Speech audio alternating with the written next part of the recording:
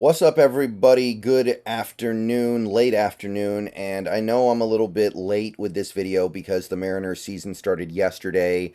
I wanted to get a preseason discussion video up before the first game, but it slipped my mind, and then the game was on, and it's like, okay, whatever. We'll just let one game play out before I make the Mariners video, but I'm gonna go ahead and make it now.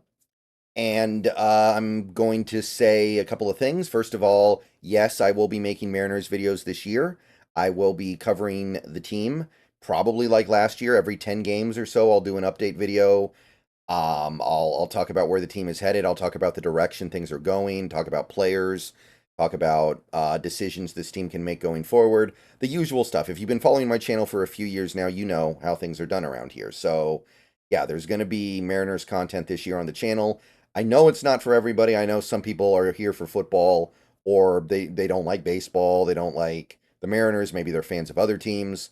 Well, I understand that. That's totally fine. But there is definitely a subset of this channel's base that likes the Mariners coverage. So I am going to be doing more this year. So I want to talk a little bit about the team. I want to talk about why I'm doing this because I know there's a lot of dissatisfaction with the ownership right now, and we are certainly right to be dissatisfied with some stuff with ownership.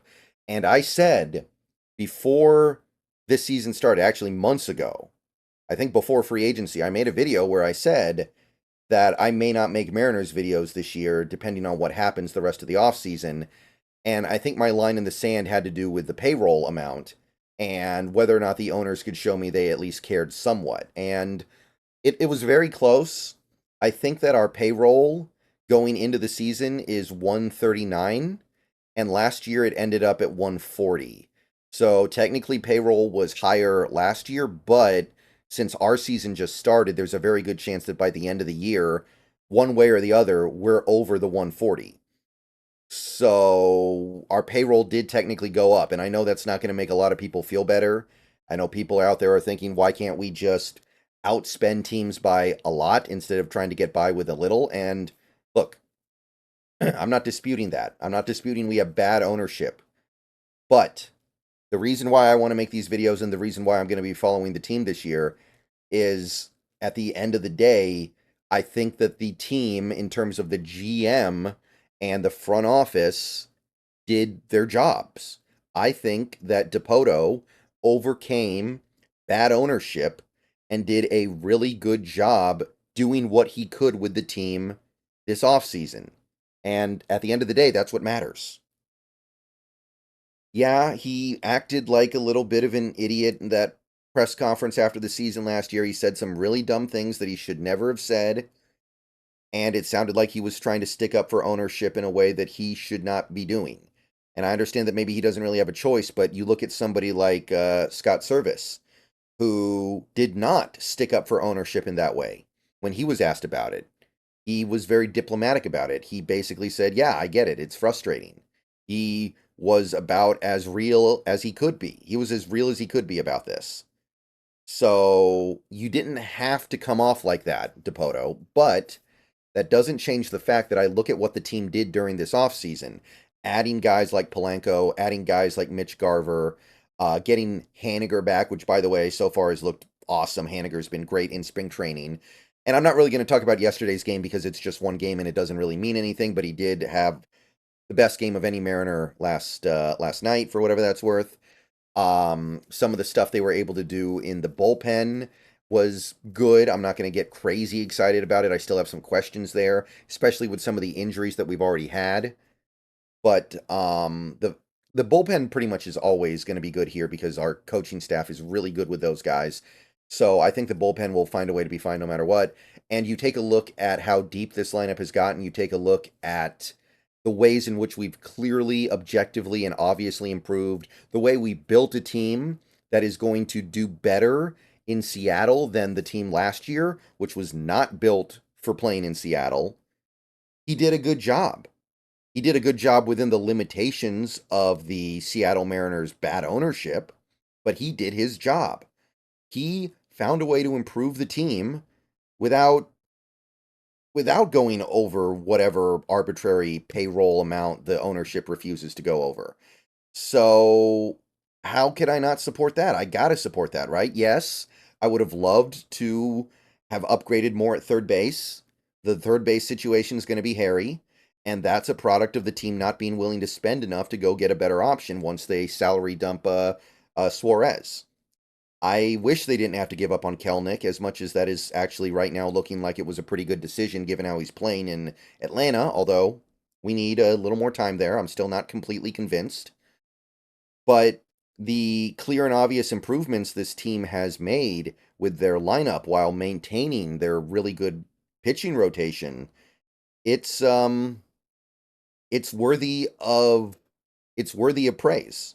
And it's worthy of my attention as we go forward into 2024 here. So I'm going to follow the team. I'm going to watch the games. I'm going to cover the team, and we'll see where things go. And I'm down for it. I'm here for it. I I admit that, especially after last night, but this was a general concern before the game last night. The defense on the infield is going to be a little bit of a trial. Like the third base situation is really looking shaky right now. And I mean, Ty France, props to Ty France. He did slim down a little bit. He's in better shape than he's been before. Not a great defensive first baseman. So I'm a little bit worried about the infield defense. And again, the bullpen, I'll believe it when I see it, kind of. But at the same time, I kind of believe it without seeing it because I know that this team knows how to scrape together a good bullpen no matter what. So I'm not saying that it's all great. I'm not saying that it's all perfect, but I think this team has done a pretty commendable job putting together a team that should be able to dance around 90 wins. I think this team has a chance to get to 90 wins. And if you doubt that, I would question. First of all, I would ask you to look at the team last year, look at the team this year, consider how many games the team won last year, and then consider that this team is, I think, very clearly better. We could end up being wrong about that. People can get hurt too, obviously, right? People could get hurt, and that would cancel everything out. Some guys could disappoint, but as of right now, I contend that this is a better team in 2024 than it was in 2023 at this time. Last year, we had guys like Tommy LaStella playing in the opener. We had a lot of guys who did not belong in the major leagues playing for us. Guys like Colton Wong were allowed to hang around forever, despite not being MLB caliber players. This year, I'm not really seeing that as much. Like maybe Canzone, I don't know. Canzone had a good spring, and he's generally considered to be a good player.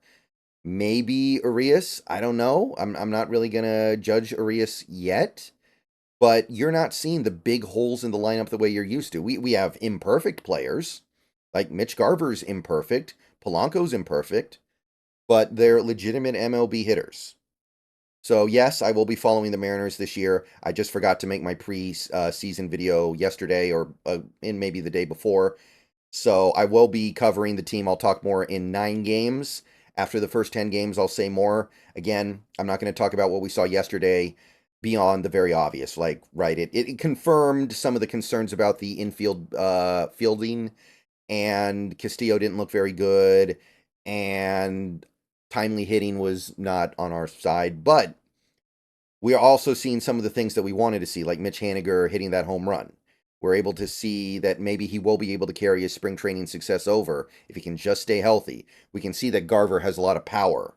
We can see positive things already taking form. All right, I'll see you guys later. Go Mariners. That's what I got to say about that.